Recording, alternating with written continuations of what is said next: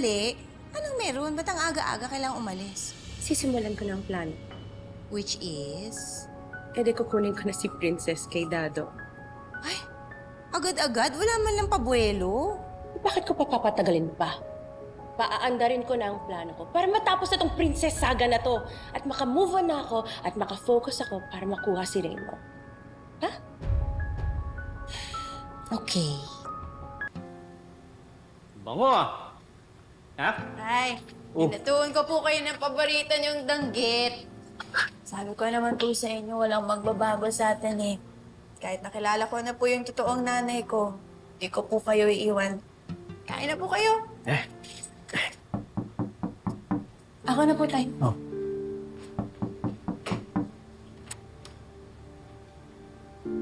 Ma'am Divina? Ano ginagawa mo dito?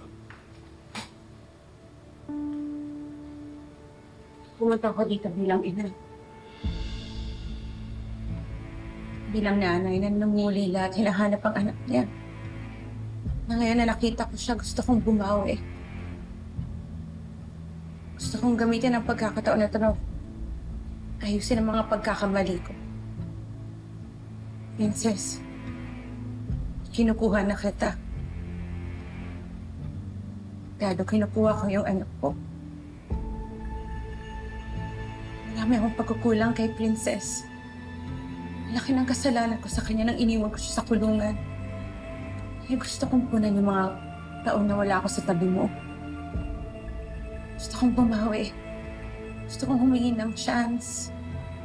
Gusto kitang kailangan at makasama, anak. Hindi pwede. Hindi ako papayag na kunin mo sa akin anak ko. Pero anak ko pa rin siya, Dado. Ako ang tunay niyang ina. Ako ang mas may karapatan sa kanya, Dado. Gusto mo na lang iniwan ang anak mo dati. Ilang taon mo pinabayaan. Ngayon basta-basta mo lang kukunin.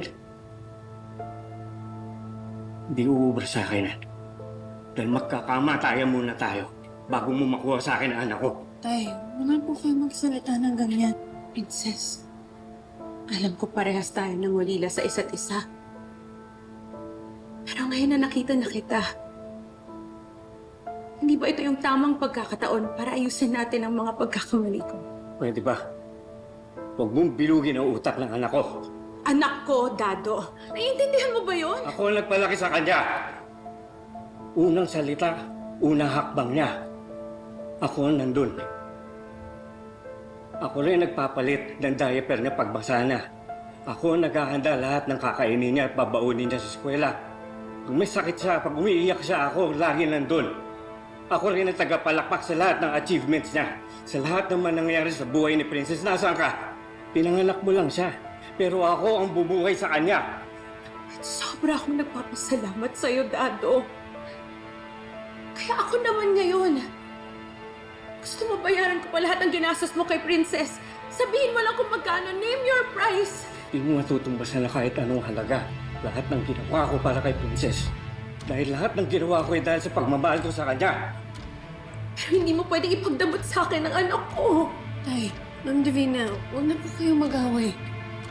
Bakit hindi na lang si Princess ang magdesisyon? Nasa tamang edad na siya ngayon. Kaya na niya. Princess, matagal tayong pinaghiwalay. Ngayon nabibigyan na tayo ng chance na makasama ang isa't isa. Napakawalan mo ba yun? Ayaw ba mo kilala ang nanay mo? Bitiwan mo ang anak ko. Huwag mo na kami guluhin pa. Wala namang gulo kung hayaan mo kami. Halika na, anak. Please. Ano ba? Ano? Hindi mo pwede makuha sa akin anak ko. Talaga pa sinusubukan mo ako!